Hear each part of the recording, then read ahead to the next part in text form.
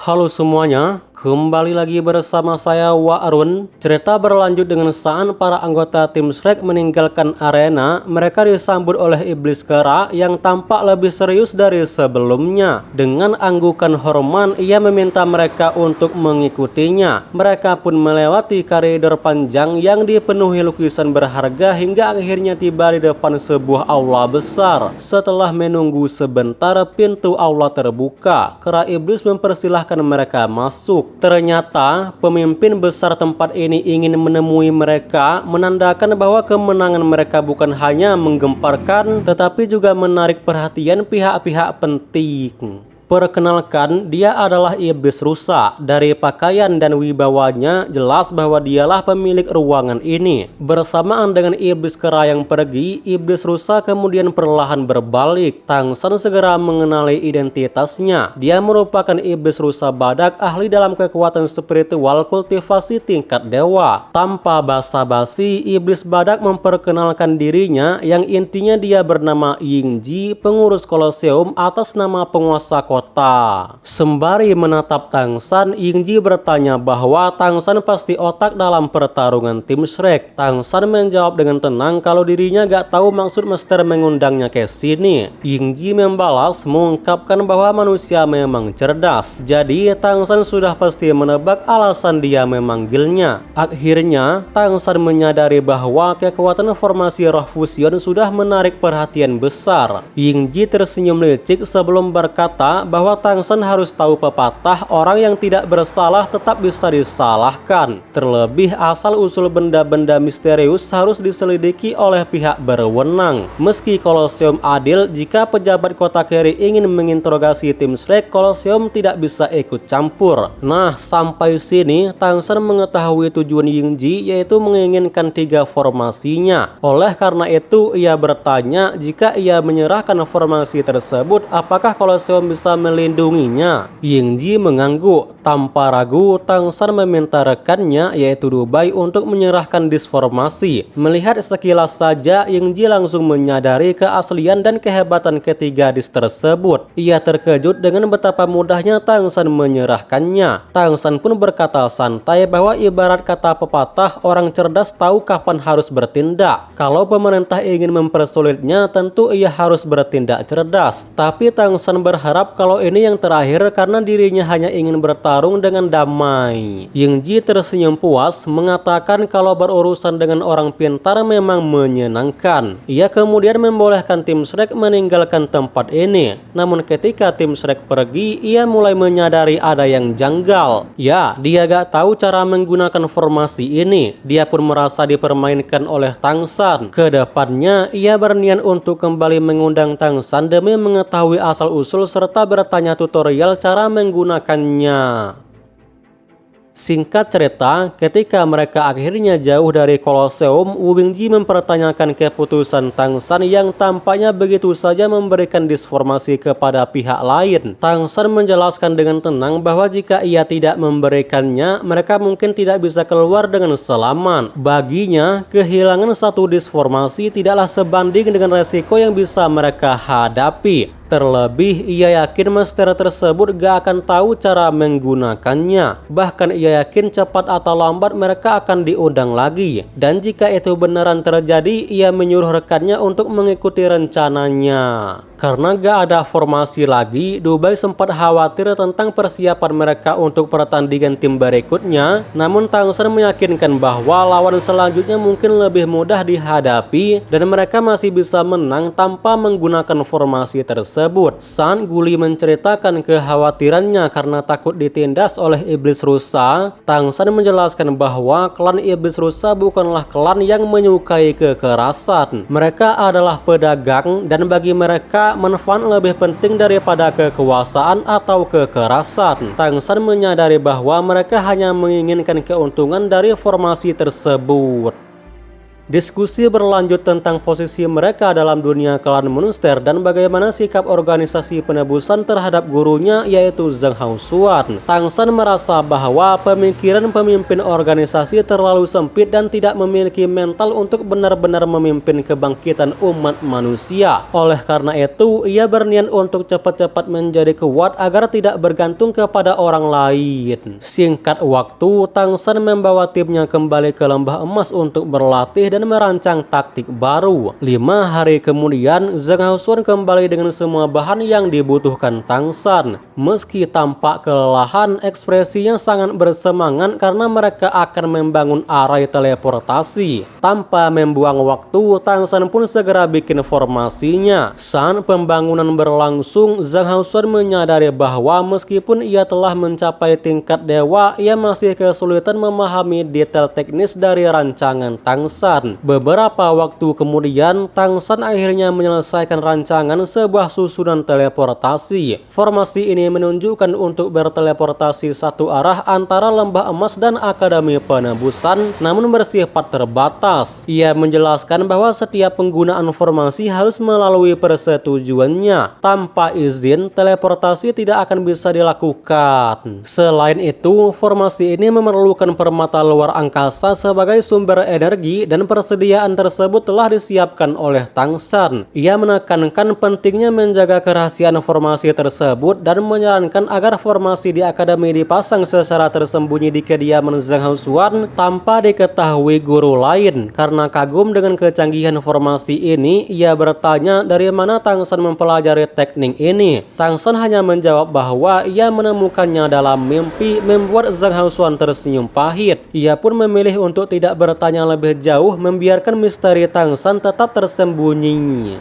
10 hari kemudian, hari yang dinanti pun tiba. Di tengah pohon emas, formasi besar berdiri megah. Tang San menjelaskan bahwa hanya individu dengan kekuatan spiritual minimal tingkat 9 yang bisa menggunakan formasi ini sendirian. Untuk membawa orang lain dibutuhkan kultivasi tingkat dewa. Dalam kasus ini, dengan kultivasi Zhang Haosuan dan Shiru, mereka dapat membawa hingga 10 orang dalam satu teleportasi. Cahaya keemasan berkilau ketika formasi diaktifkan. Dalam sekejap, formasi itu meledak menjadi lingkaran cahaya lembut. Tanpa peringatan, Lembah Emas pun mulai bergetar. Fluktuasi energi aneh menyebar dengan cepat, memicu gangguan spesial yang semakin lama semakin intens. Ruang di sekitar mereka menjadi tidak stabil, sesuatu yang bahkan klan iblis merak dengan persepsi ruang bawaan mereka yang kuat tak mampu dipahami sepenuhnya. Melihat gejala ini, Zhang Haosuan segera memberi isyarat agar semua orang mundur. Elemen ruang adalah sesuatu yang misterius dan sangat berbahaya. Begitu ruang terbelah, konsekuensinya bisa mengerikan bagi makhluk biasa. Namun perlahan energi yang semula liar menjadi terkendali, tertahan dalam batasan tertentu. Tang San menatap Zhang Haosuan dan memberikan instruksi penting bahwa saat berteleportasi, sang guru harus melindungi mereka dengan kesadaran ilahi. Pastikan kesadaran itu tetap stabil sepanjang proses teleportasi. Jangan mengintip keluar atau sang guru bisa terseret oleh kekuatan ruang dan kesadarannya akan hancur. Zhang Haosuan mengangguk menunjukkan pemahamannya. Namun karena masih ragu, ia berencana untuk pergi sendirian, tak perlu mengorbankan keselamatan sang murid. Tang San menggeleng pelan dan menyuruhnya agar tetap tenang. Meski formasi ini tidak sempurna dan tidak bisa digunakan sembarang orang, kemungkinannya sangat kecil untuk gagal. Ia tetap ikut agar bisa menjaga sang guru jika terjadi sesuatu.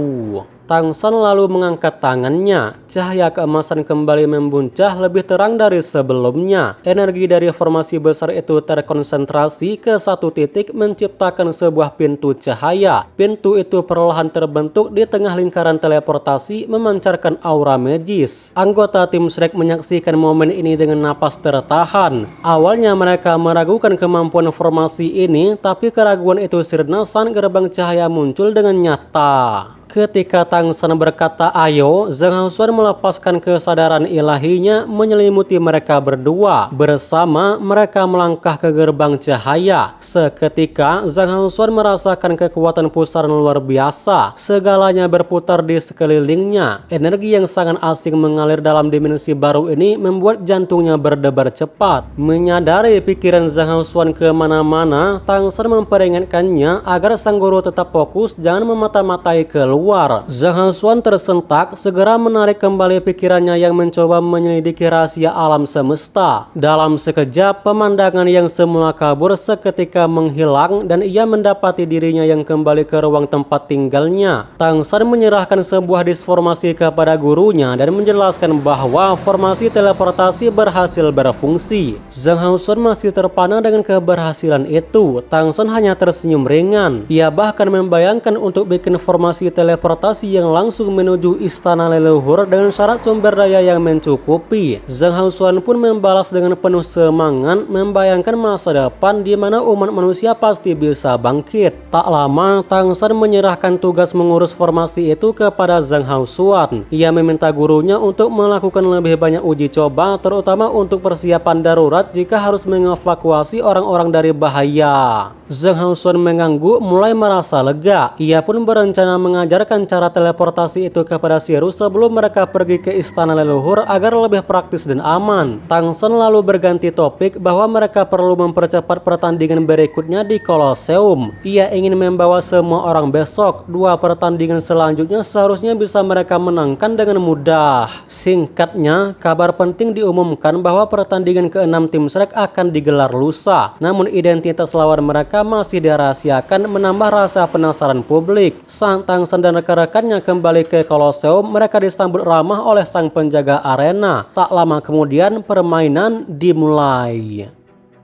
Sang komentator mengungkapkan bahwa hari ini akan ada pertempuran besar. Tim Shrek akan menghadapi tim petir gila yang terkenal dengan kecepatan dan serangan brutal mereka. Meski begitu, tim Shrek juga tak bisa diremehkan. Mereka selalu berhasil bangkit saat tampaknya akan kalah. Selesai berbicara, kedua tim pun mulai saling menyerang. Keunggulan Falcon dalam kecepatan mereka malahan menjadi bumerang ketika waktu mereka diperlambat. Alhasil dalam waktu kurang dari 3 menit, kelima Falcon berhasil disingkirkan oleh Wu Bingji dan rekan-rekannya. Kemenangan yang cepat, bersih dan meyakinkan. Setelah kembali ke ruang istirahat, mereka disambut oleh iblis kera yang menunggu mereka dengan senyum lebar. Ia mengungkapkan bahwa sang master menunggu mereka. Di ruang mewah yang sama seperti sebelumnya, mereka kembali bertemu dengan Yingji. Yingji menyambut mereka dengan senyum hangat. Wu Bingji tetap tenang mengucapkan terima kasih. Ia bertanya-tanya apa yang bisa kami bantu hari ini. Yingji menjawab bahwa terakhir saat itu mereka dengan murah hati menyerahkan 3 formasi dan ia belum sempat berterima kasih. Sebagai tuan rumah yang baik hati dan rajin menabung, izinkan ia menjamu makan malam. Di sini, di balik wajah tenang Wu Bingji tersembunyi kekaguman mendalam terhadap Tang San bahwa semuanya berjalan persis seperti apa yang direncanakan pemuda tersebut. Yingji menjelaskan bahwa hari ini mereka menyajikan daging monster badak es, makhluk langka yang kekuatannya bahkan melebihi harimau bersayap. Tanpa ragu, kelima anggota tim Shrek menikmati makanan tersebut. Sensasi dingin menyelimuti tubuh mereka, memberikan rasa nyaman dan segar. Setelah santapan usai, Yingji bertanya tentang rasa hidangan itu. Wu Bingji menjawab luar biasa. Ia belum pernah mencicipi santapan selezat ini. Yingji lalu mengangkat satu topik yang sempat terlewatkan sebelumnya. Ia melanjutkan dengan menyebut arai spiritual lain, alat bantu kultivasi yang tengah populer di pasaran dengan harga lebih dari 50 koin elemen per unit. Menurutnya, 3 formasi yang dibuat tim Shrek bahkan lebih unggul dari arai itu dan ia menawarkan 100 koin elemen sebagai bentuk kompensasi. Mata Wu Bingji seketika berbinar dan hampir saja menerima tawaran itu. Namun sentuhan lembut dari Tang San membuatnya berhenti. Kemudian Tang San berbicara dengan tenang bahwa ia tidak butuh uang. Ia lebih mementingkan kemenangan 10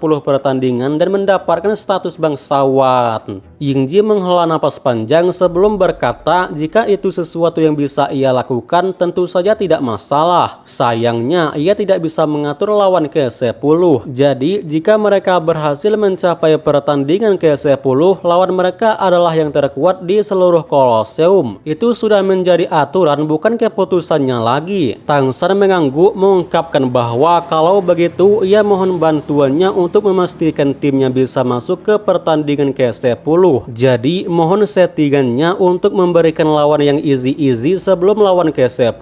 Mendengar hal itu, Yingji bisa saja membantu asalkan 3 formasi Tang San dijualkan kepadanya. Ketika ia selesai berbicara, beberapa nanpan-nanpan diletakkan di depan mereka. Di setiap nanpan terdapat 100 koin elemental yang ditumpuk rapi dan bersinar terang. Totalnya 300 koin elemental, jumlah yang belum pernah dilihat oleh tim Shrek sebelumnya. Yingji kemudian berkata bahwa inilah yang pantas kalian dapatkan. Sekarang tolong jelaskan cara menggunakan 3 formasi itu dan dari mana asalnya. Setelah berpikir sejenak, Tang San mulai berbicara bahwa terus terang saja ia tidak tahu pasti asal 3 formasi ini. Ia menemukannya secara tidak sengaja setelah menyelamatkan seorang lelaki tua yang terluka parah. Sebagai balas jasa, dia memberikan 3 formasi itu.